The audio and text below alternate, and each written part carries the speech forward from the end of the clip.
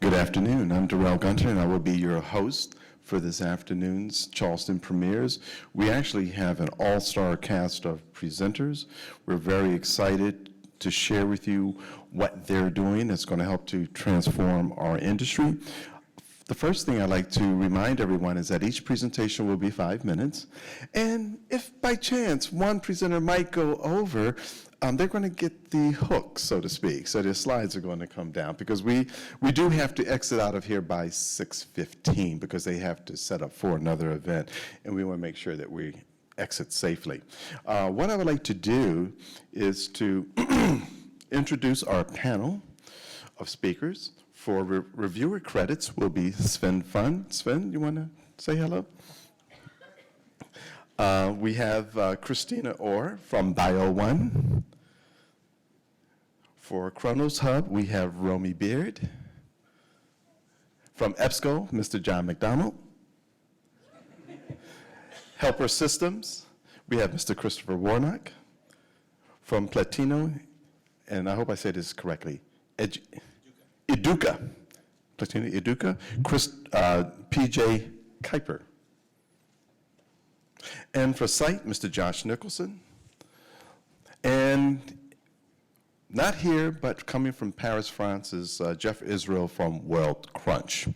So, without further ado, we're going to have our first presenter, Mr. Sven Fun. Sven, stage is yours, sir.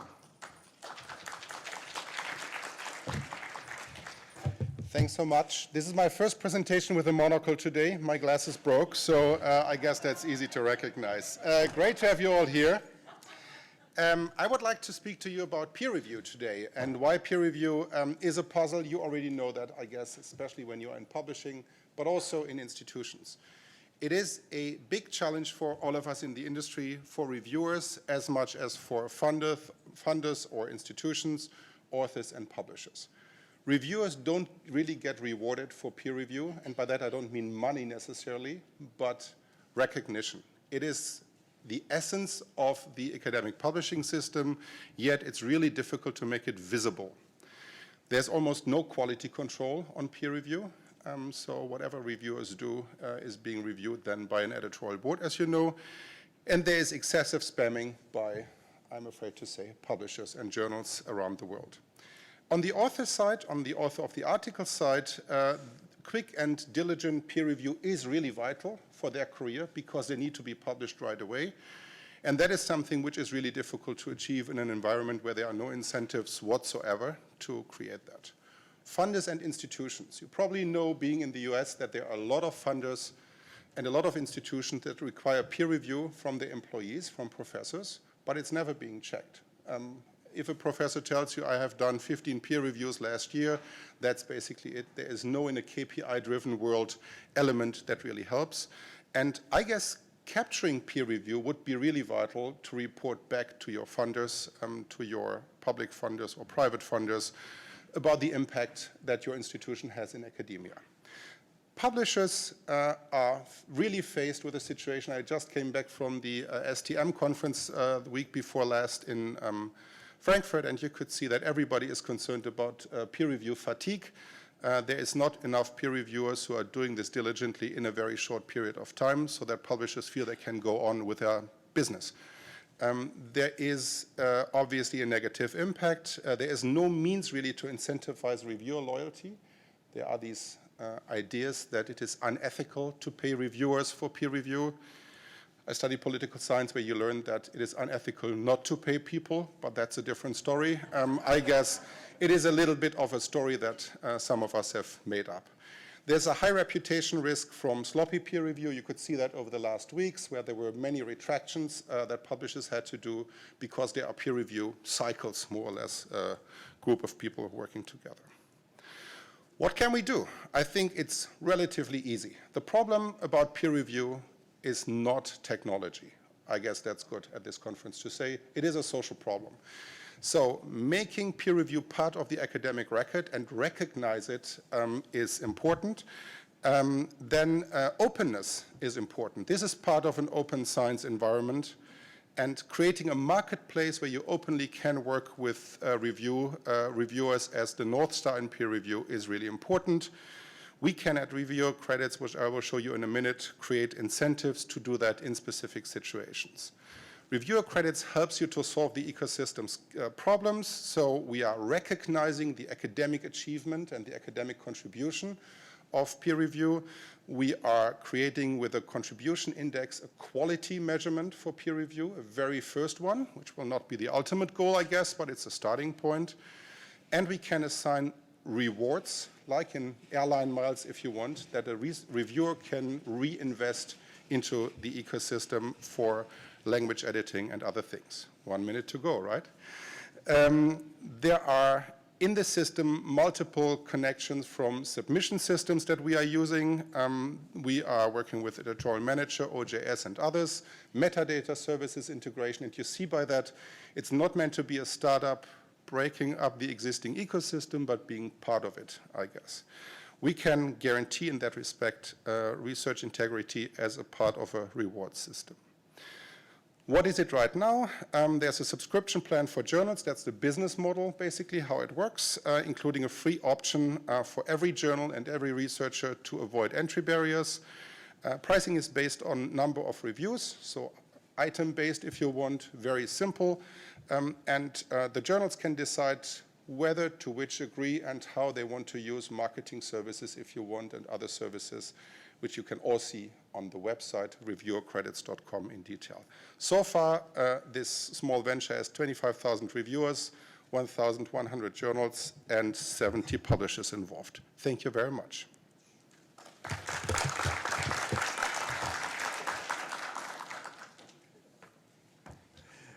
And to all of our fellow speakers, please do get closer to the mic so we can hear everyone in the room. Ms. Christina Orr. Christina, BioOne.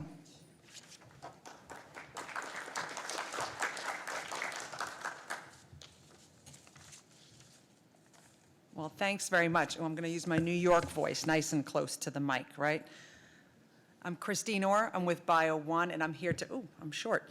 So I'm going to introduce two new one-time purchase options from BioOne.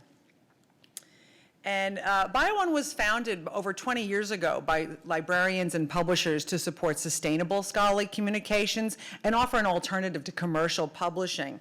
For 2 decades, we've delivered on this mission via BioOne Complete, which is a database of more than 200 society and independent subscribed and some open access journals in the biological, ecological, and environmental sciences. And our aggregation model delivers the subscribed content to librarians at a really affordable price, more than 90% less than commercial journals. And since 2001, we've paid more than $63 million back to our nonprofit publishing partners. However, the model's always been based on an annual subscription requiring librarians to commit recurring funds. And now we're really excited to offer an alternative. I'm going to talk about 2 alternatives today. Librarians really need flexibility with modern budgetary constraints. So just over a year ago, we launched the BioOne Complete Archive, which allows libraries to introduce more than 20 years of BioOne content to collections under a one-time purchase model. The archive includes everything in BioOne in the back file, more than 5 years old, and in 2023, we'll add another year of content. There's a rolling front wall model, bringing the coverage from 1996 up to 2018, and including more than 140,000 articles. In addition to giving libraries who've never before subscribed a really nice pathway to add content and support users in the disciplines in which we publish, our existing subscribers can take advantage of custom archive packages so that they can complement existing post-cancellation access entitlements, which we've always given. So, and additional discounts are available via our network of about more than 40 consortia partnerships. And now we're really, really excited to introduce something completely new, and that is a second product under a one-time purchase model, and that's the ESA ebook collection. This is our first standalone ebook product and an innovative extension of a partnership with one of our really longtime partners, the Entomological Society of America. ESA journals are some of the most heavily used in BioOne Complete, and entomology content is relevant to studies of invasive species, agriculture, and biodiversity conservation. There's 150 titles, which have never before been digitized, so there's also a really wonderful preservation value. Some of these we're scanning like the last available copy that we could get our hands on. And the full collection will be available exclusively via BioOne. The collection will be available, we're thinking spring 2023. And again, it's a single one-time purchase model, okay? The ebooks will be hosted on the BioOne Complete platform. They'll be DRM-free, PDF format, and they'll have downloadable chapters, chapter-level DOIs, and ILL will be permitted. Users will enjoy all of the rich features on the BioOne Complete platform and be able to perform searches across all of the platform content. Users will have a shared search and discovery experience for all of the ebook content and the journal content, and librarians will also benefit from MARC records, making it this digital content to be very easily incorporated into their library catalogs. So together, these two new options expand the audience for our publishers' content, which is always really critical. We're always here to expand the audience and bring new readers to the journals that we serve, and deliver critical bioscience research to more students, researchers, and faculty via models that now align much better with current library budgets. We really always strive to support sustainable scholarly communication. That's at the heart of everything we do, and we're really proud to continue to innovate with our community of nonprofit partners. And please reach out to me, Christine.bioone.org, to find out how you can take advantage of these new options and join more than 3,000 libraries around the world who are part of our community. So thank you so much, everyone. Have a great night. And it's hard to follow a man with a monocle, so there you go.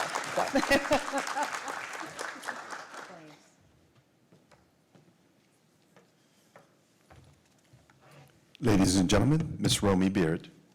Mrs. actually. Oh, excuse me. That's all right. Mrs. Romy Beard. That's okay. Thank you. Hello, everyone.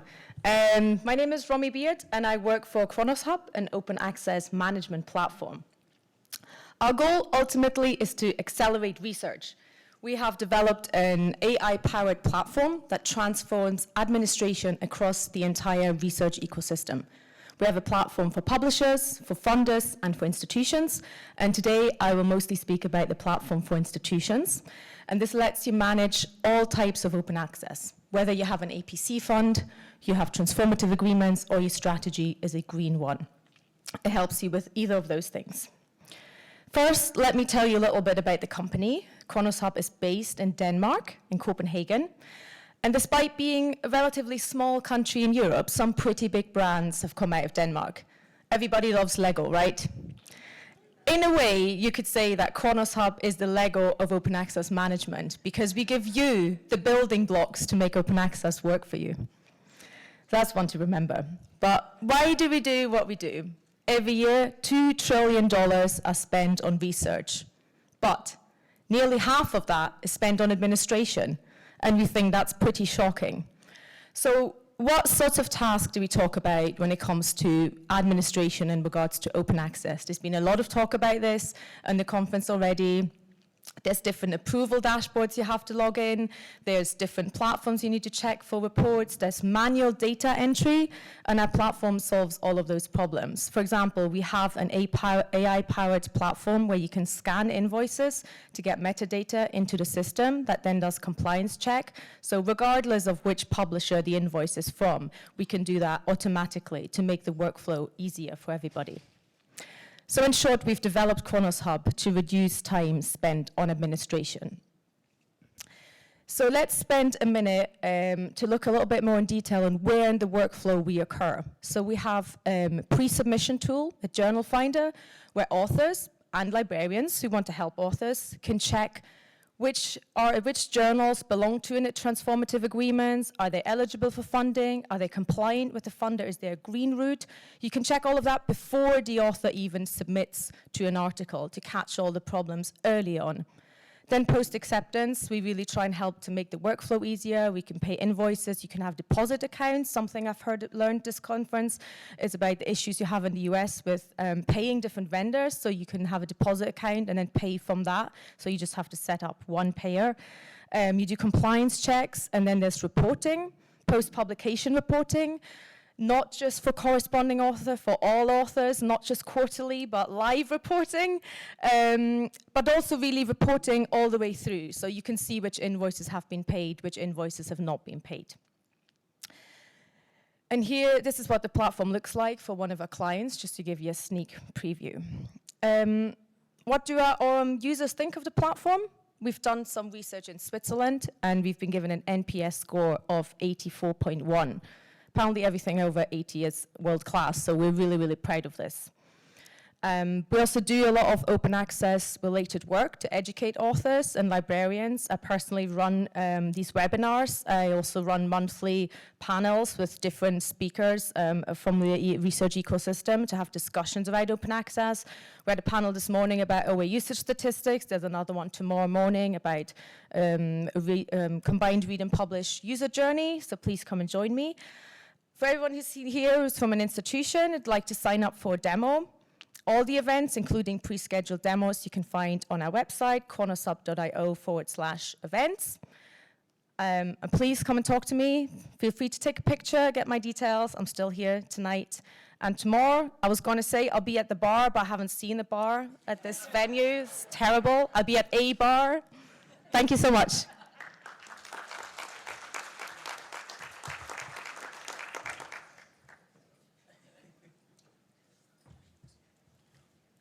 And next is my dear friend, Mr. John McDonald from EBSCO. John?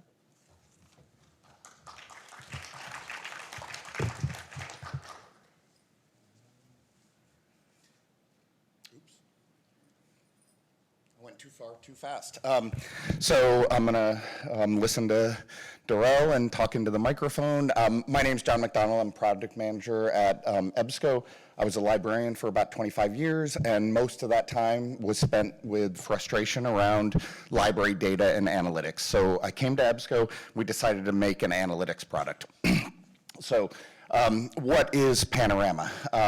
We released it about a year ago, and it's starting to catch on with library customers. And the very short version is it's a hosted data platform for libraries to put their own data.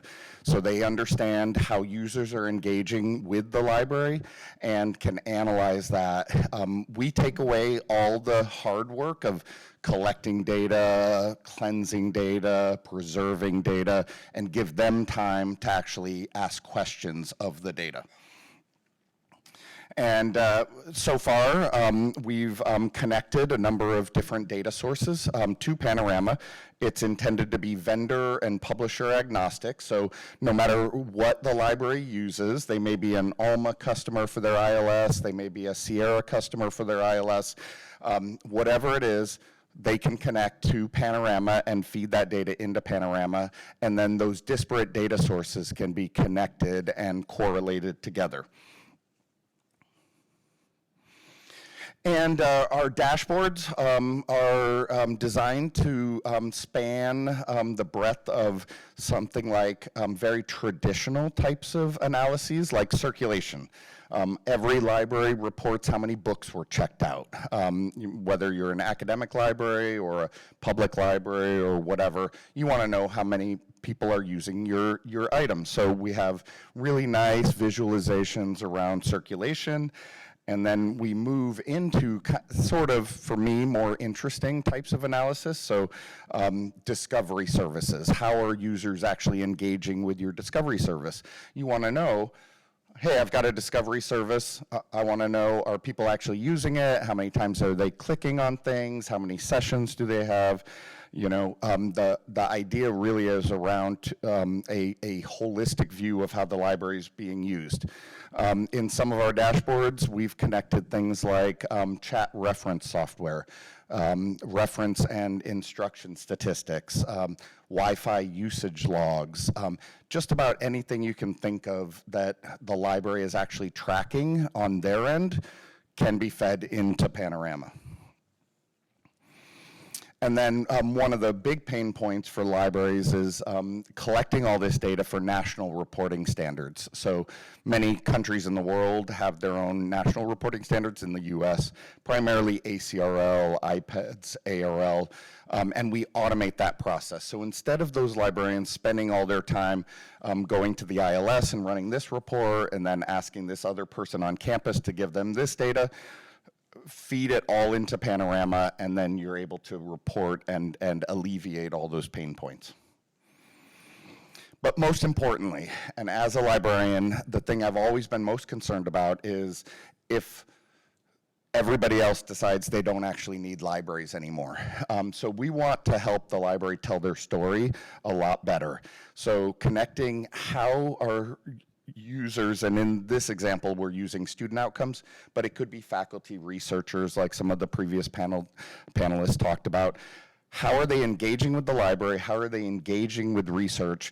And then what is the outcome of that? So just in this example, you can see very clearly that the correlation between engaging with the library results in better outcomes for your students. This is a very simple correlation. It's just grade point average, but it could be anything that your campus considers success, like time to graduation or retention rates or first gen status success, whatever it might be. And we include all of that, working directly with our libraries to design all of these dashboards. And if you want more information about Panorama, just shoot me an email.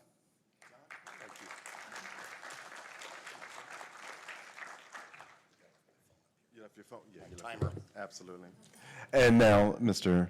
Christopher Warnock.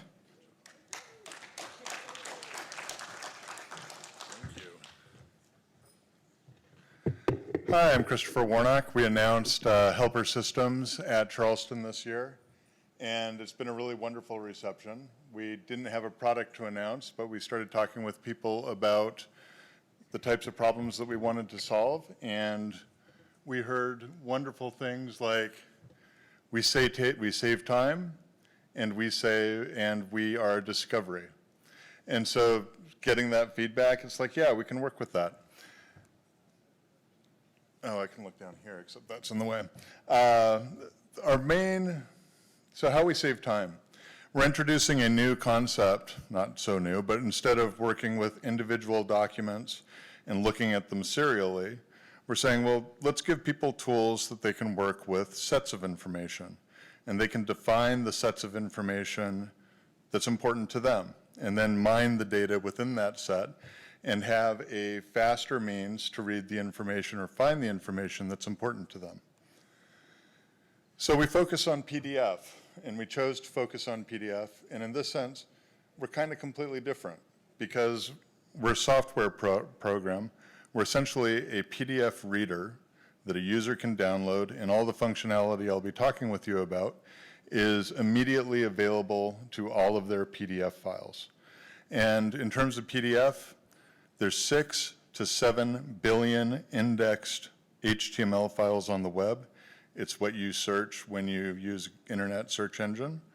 It's estimated that there are over 2.5 trillion PDF files in the world. So this is a set. We provide a interactive index for all the content within the set, as well as giving access to all the table of contents if that PDF file contains a table of contents. The interactive index tells you every sentence that occurs with the selected term within that set of information. You click on it, it takes you directly to the page. You can randomly access anything that catches your eye almost instantly. We have tools to help reading comprehension, which you should expect. We have annotation capabilities. So that the annotation capabilities, you go through here, we've extracted text to the file. And when you look at the extracted text, we're actually creating essentially a summary based of all the sentences that contain the selected text. And the idea is that rather than just giving a document level result and then having to open the file and search within the PDF file for the term that you just searched for, we can actually just tell you where every sentence is, have you click on it, take you directly to that page. And the idea behind this is if we make information easier to access and easier to discover, you're going to save a lot of time. So serendipity and customization. We have a word cloud that is also generated from terms.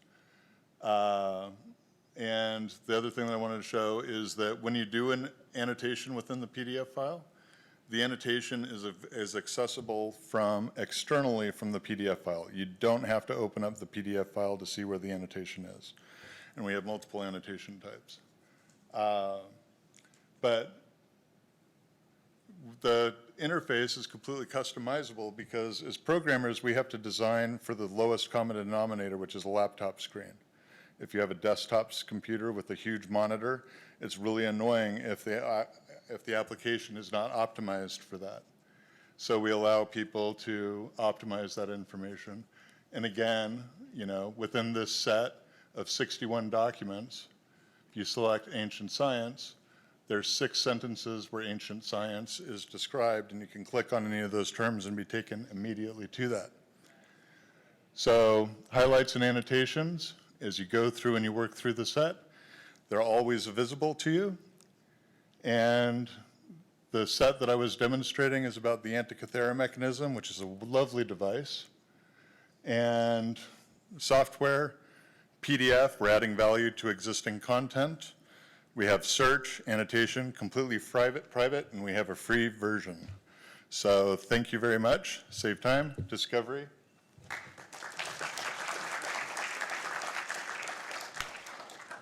Wow, brilliant. All right, let's see here. We have next Mr. PJ Kuiper, who is going to talk about Platino Educa? Educa.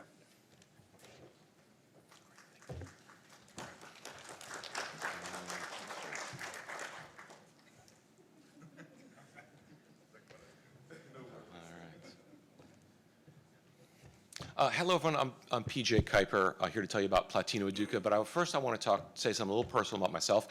I love authentic Mexican food. I lived in Los Angeles for 15 years, and I've traveled to Mexico City. And when I'm looking for a Mexican restaurant, I look for a restaurant that is owned and operated by people from Mexico. That's not to say you can't get a good burrito at Chipotle. It's just not authentic. And the same struggle that I have with Mexican restaurants, your Spanish professors are having with authentic film content. If one of your Spanish professors is teaching about Argentina, they might reach out and grab the classic Madonna musical about Eva Perón. Or they will want to find this film, which is written, directed, produced, and performed by Argentinians. On a very popular streaming platform, if your professor is searching for documentaries about Mexico, they will find Cartel Land. I haven't seen it. It might be a great film. But it's an American film, looking at Mexico through an American prism for an American audience. They'd be better off finding a film that's written and directed by people from Mexico. On another popular streaming platform, your professor might search for a film on what it's like to grow up in Colombia and find Encanto. Beautiful, but not authentic. I think you get the, you get the message. So I want to tell you about where you find authentic Spanish and Latin American films. It's Platino Educa. We have over 330 titles curated for education, all in one platform. Now, how do we get authentic titles? Why do we have access to these great films? Because the producers of Platino, the creators of Platino Educa are AHEDA, which is the Spanish and Latin American Film Producers Association. They are owned by their 7,000 members and have access to 175,000 titles. Part of their mission is for the promotion of Spanish language and Hispanic culture. And so they created Platino Educa for all of you and all of your professors to go find these wonderful films. A very small fraction, about 2% of the films produced in Latin America are actually distributed in the States. So we're laser focused. We have 330 titles. They are selected because they have significance with history, literature, politics, art, or they have social themes around ending poverty, gender equality, peace and justice, or sustainability. So we're finding the kind of films that your professors are looking for, putting them in one platform where they can access them. So I know what you're saying. You're saying, yeah, this is great, PJ, but I have enough subscriptions to pay for, and the last thing I want to do is manage more titles. Well, we have blown the title by title approach for films apart. You will not pay $250 to watch a film once, and you will not pay a large subscription for films that no one's ever going to watch. We have a very low minimum fee. For small colleges, it's $300, and it includes 300 free plays. As you use the platform, it's $3 per play, and then, because we know that there were some troubles with budgets getting burst by streaming platforms, we cap it for the first 3 years. So there's no surprises and no budgets get blown. So give us an opportunity. We are new. We've been in Spain and Latin America for a number of years, but we are new to America. Sign up for a free trial. Tell your Spanish professors, your Hispanic studies and history professors that this database is available. Give us a try. Take a picture. Email me. I look forward to hearing from all of you. Thank you very much.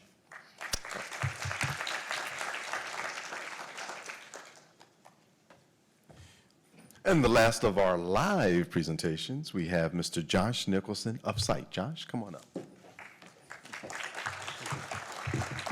Thanks, everyone, and thanks for sticking around. I know I'm in between happy hours. My email is up there, and I'm going to try to go very quick because I have about 20 slides. So what is ChronosHub? We're trying to introduce the next generation of citations at ChronosHub, quite a grandiose claim, but one that I think we're starting to back up with the progress they're making. And so this is my PhD study, or one of the main studies coming out of my PhD. When you first look at an article, you look at where is it published, who are the authors, what are their affiliations, and then some metrics. Those metrics are increasingly includes citations, alt metrics, views, downloads, things like this. In many cases, we treat citations, high number is good, low number is bad. Maybe we click through and we'll come to a traditional citation index and we'll see a list of those cited articles.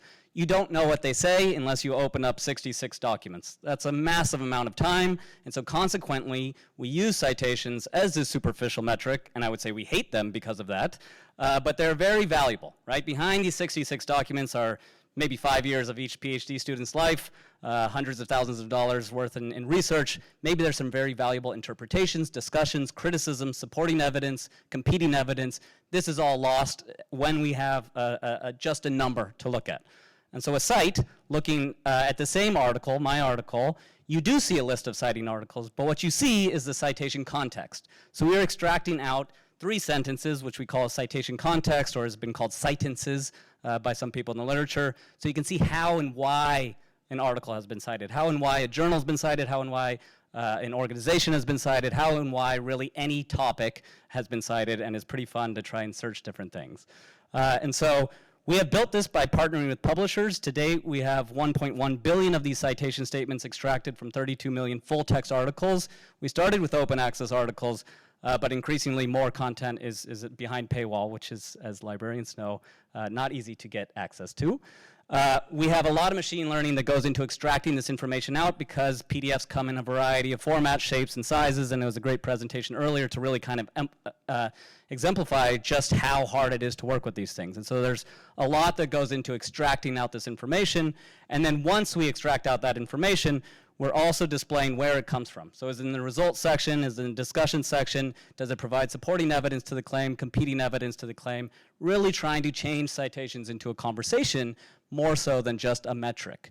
Our citations are now live in many places, so they're live on every archive preprint, for example. They're live on 120 plus journals in Wiley. They're live on every Royal Society article, every American Physiological Society article, and now every PNAS article and more. So ACS launched recently as well. I think we want to move beyond just showing citation statements and a number as well, and so we're starting to work with publishers showing some of these citation statements natively on the version of record so you can see how are papers talking to this paper that I'm interested in. And so that's just to give you background. The new thing that we're working on now, what do we do with this new data? So most of our users are actually students. Students, I would say, are not using traditional citation tools because they're not necessarily doing bibliometrics. Our citations go beyond just has this paper been supported, but to really understanding. You get to see what experts have said about this article that you need to read or you need to write about. You can quickly, come to terms as like how have 20 different people discussed this topic. And so I've compared it to somewhat to Rotten Tomatoes for research and things like that, just to kind of give you a better idea of where we're coming from. And so with this data, this 1.1 billion citation statements, you can search this. Oops, I almost lasered someone. You can search this, and you can do Boolean operators, really systematic approaches. You can save these searches, everything you expect in an academic search engine, that's possible. But what we're exploring and actually have released now in a private beta, and I'm happy to give access to the people that have stayed this late, you could just ask a question, right? So everyone has questions. We all turn to Google for these questions, and we're bombarded by a lot of clickbait, a lot of things that are maybe dumbed down. And I think the research has a massive amount of information that is improperly utilized because we just all have PDFs that we buy and sell, and that's kind of the end of it. And so with this new feature, you can ask a question in plain language, like how can fish survive in freezing water? And you get these answers directly back from the literature. And so these are two examples, and you can see one talking about this antifreeze protein in the pancreas. You can ask another question, which chromosome is most frequently gained in colorectal cancer? And you can see it's talking about chromosome 20 and chromosome 13. And then in this last one, you can say, how can you tell if a cat is happy? And it will say cats will purr if they're happy and hiss if they're mad. So thank you very much. That's my email, josh@scite.ai.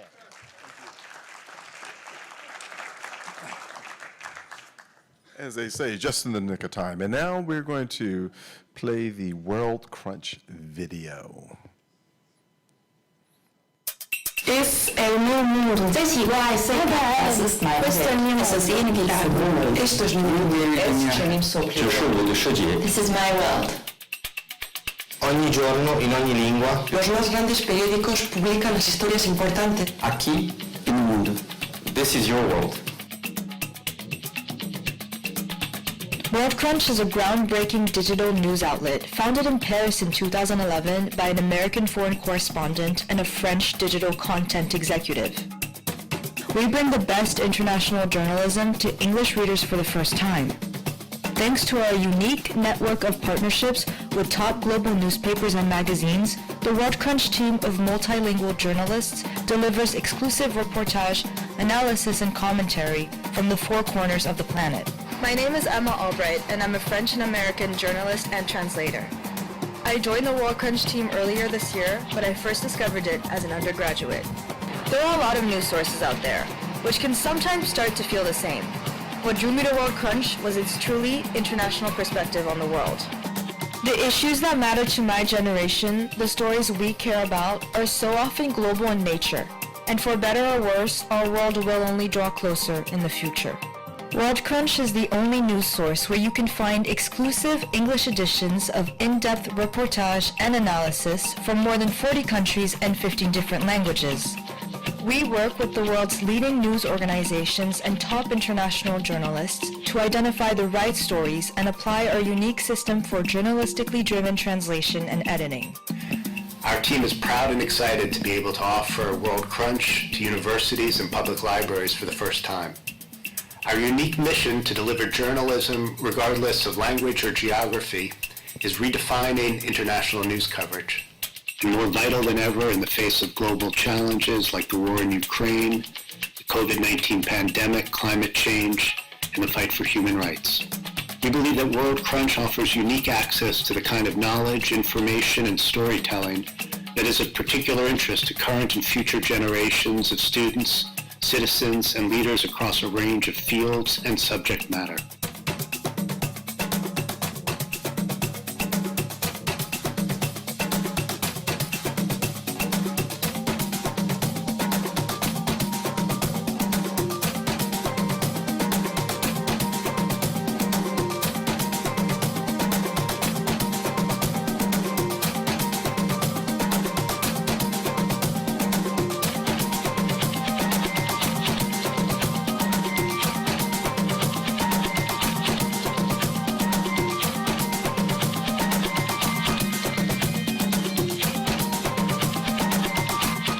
Whatever the topic, Worldcrunch breaks down language barriers to provide exclusive access to journalism that helps you experience and understand the world in whole new ways.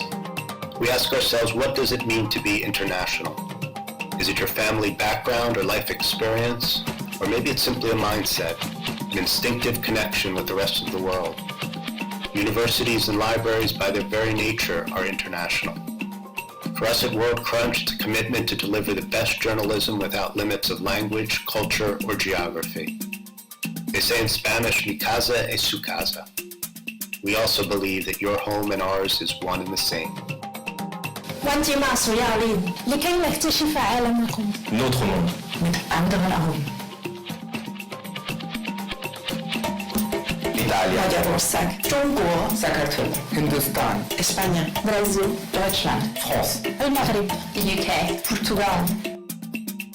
Worldcrunch, news for the international mind.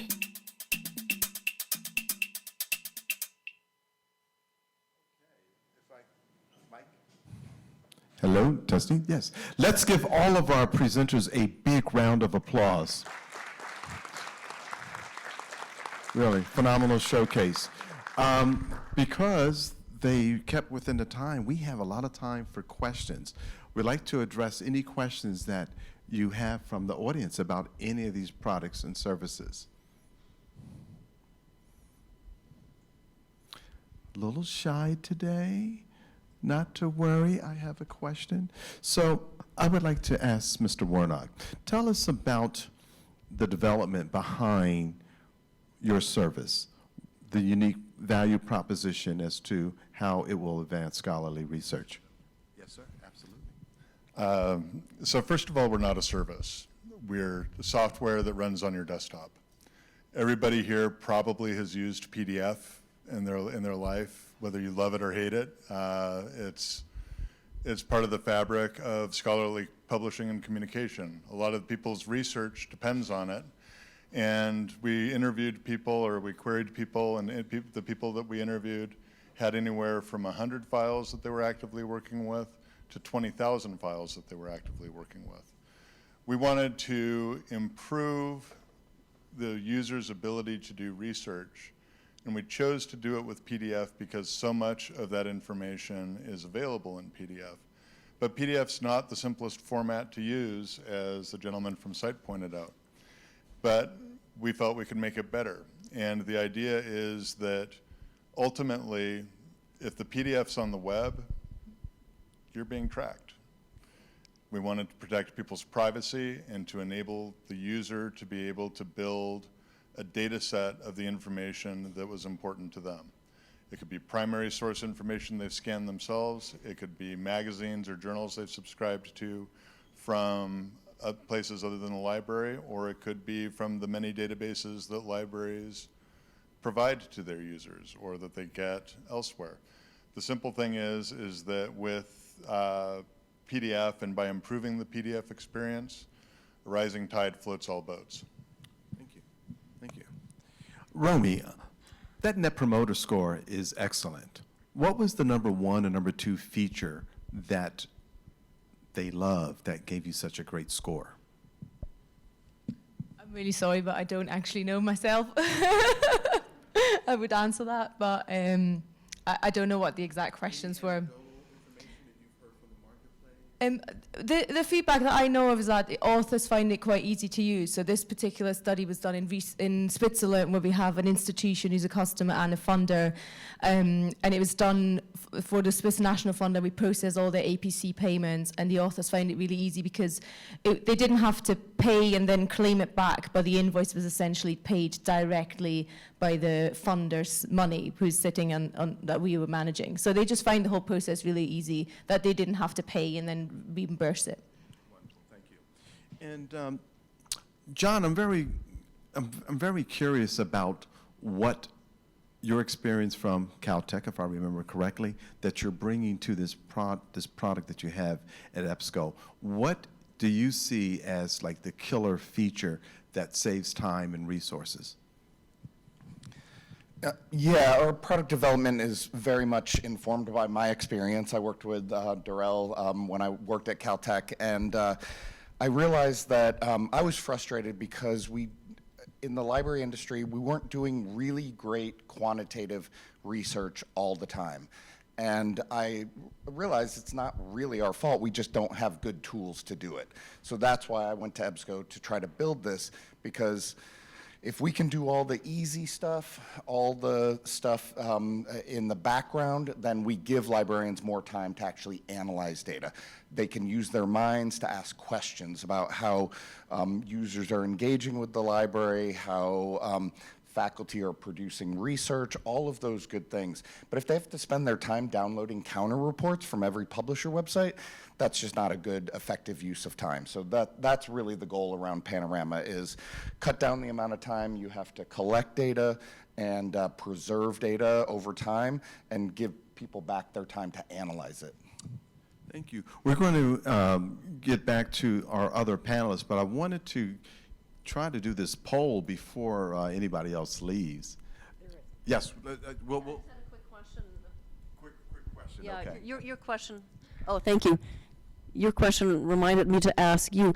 So you just mentioned counter data. So at Babson College, we have a lot of business resources. They were developed for the corporate sector, so they don't provide counter statistics. We get a hodgepodge of usage data in all kinds of formats. Does Panorama accommodate that?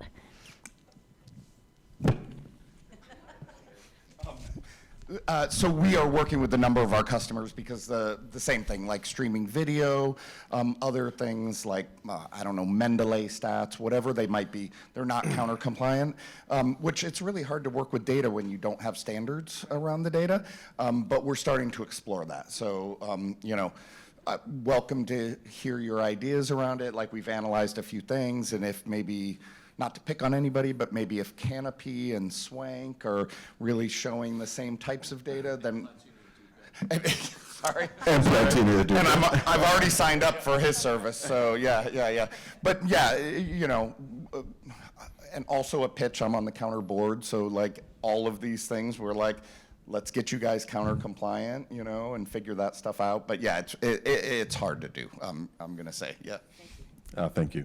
So we're going to have our other panelists to speak in a moment, but I wanted to do this poll. We have a poll that it's going to be 3 different polls. The first one is on best design. If you could pull out your cell phones and text to 22333 and then type in ChSCONF, and then vote for who do you feel has the best design.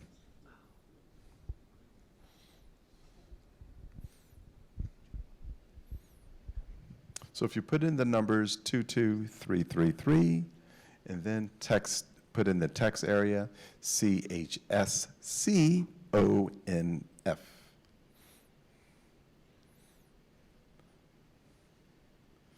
Okay, the votes are coming in.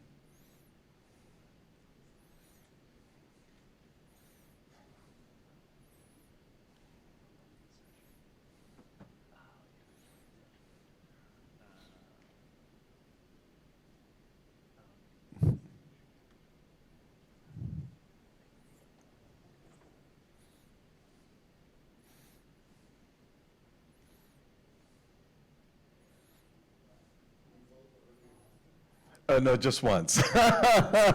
Just once. It's not Chicago. No.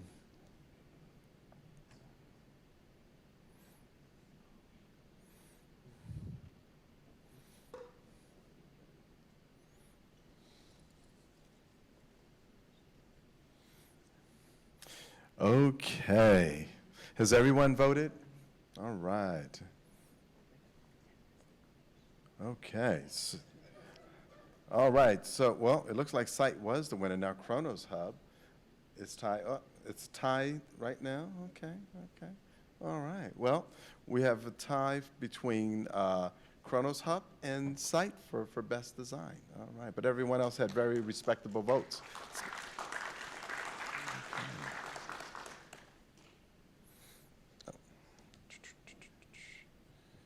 All right. Now I'm trying to get to the next panel. Scroll to the bottom. I think you have to hover your arrow at the bottom.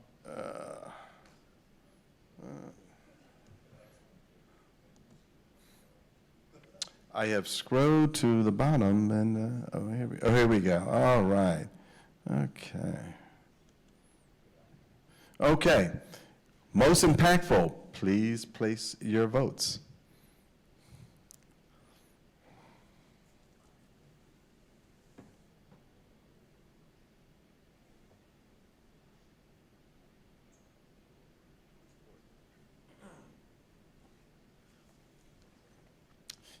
Maybe I should try to get my Richard Dawson impersonation going. Survey says.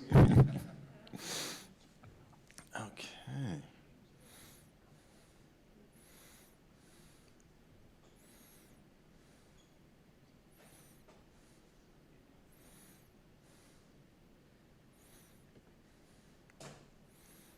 All right, we got a little horse race between Helper Systems and scite and ChronosHub. Okay. Oh. Oh. All right.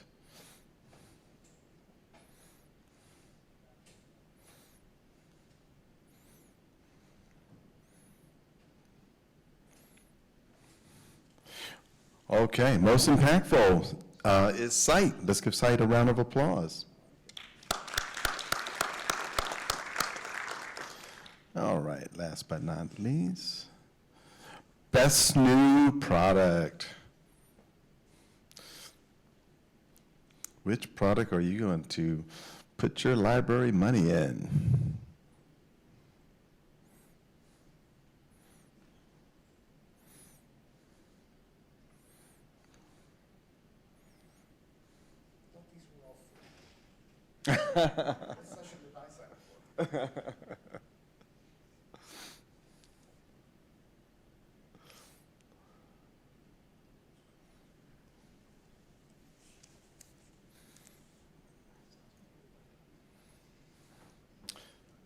Okay, right now, best new product, Platino Educa is looking like a winner, but scite is coming up on the hills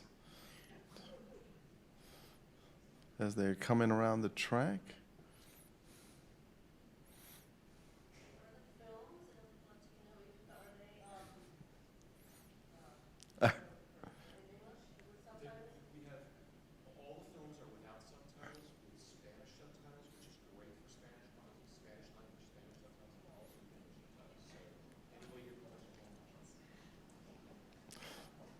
Well, let's give Platino Educa as the best new product. Okay. So, Christina, question about Christine. Well, I want to rename you Christina. My apologies. Christine, can you tell us what have you heard from the marketplace so far about your product, BioOne? Well, then we've been talking a lot this week with everyone here about the new ebook product, and it's something novel for it's not novel in the market, but very novel for BioOne in a new way that we're partnering with one of our nonprofit publishers.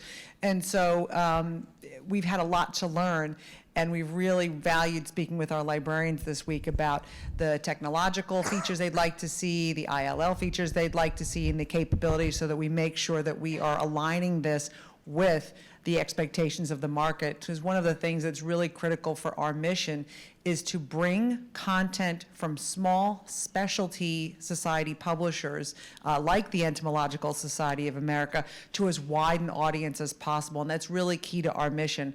Without BioOne, what we do is bring content to the widest possible audience for specialized content, for specialized species science, like the entomologist. It is getting late. It is time for the bar, Romy.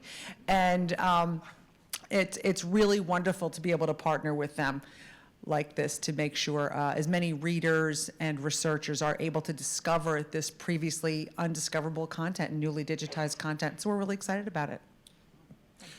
And I'm very excited to talk to our PhD doctorate here who has presented us with this paper. What have you heard from the marketplace in regards to the time that you're saving, as well as the efficiency and effectiveness of helping them with their research?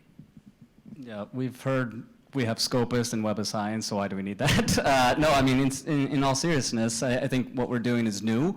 There's new use cases, and so it takes a lot of education around that. And so it's not easy to sell into libraries. Libraries are cash-strapped. We're a new product. There's products that have been in the market for decades, right? And so it is a challenge for startups to kind of do this, and so we're constantly exploring how can we communicate the value, who is this serving best, and then working with libraries on their budgets, right? And so we're quite flexible on that, hint, hint, hint. And really, I think it's quite exciting to see students and researchers doing better work because of it, though.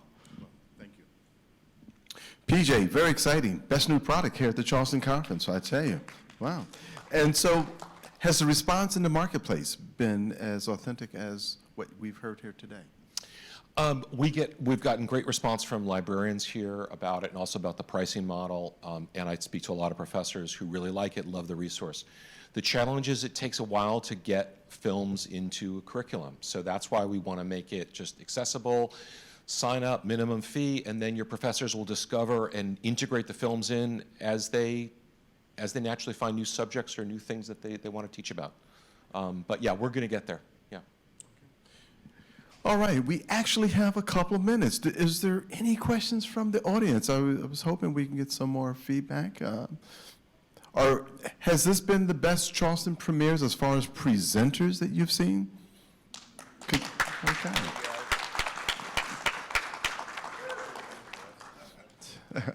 A question for the audience. For next year, what topics would you like to see us recruit for speakers for the Charleston Conference? Are there topics like blockchain that you want to talk about? AI? Semantic search?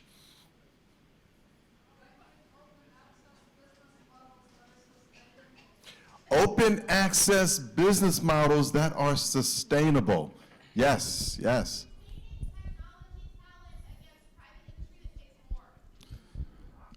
Could you, the microphone's coming over to you.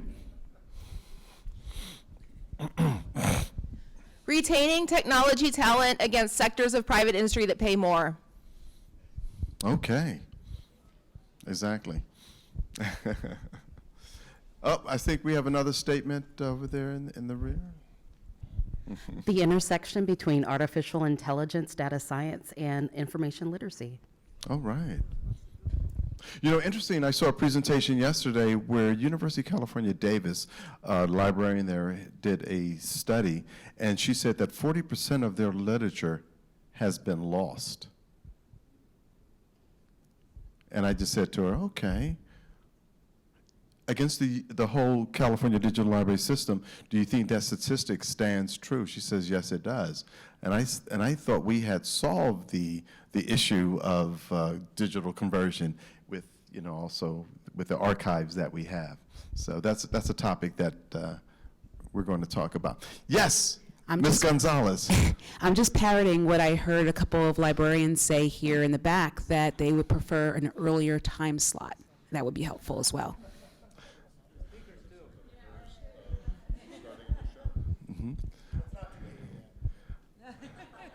Okay. And Christopher, your suggestion to that is we should...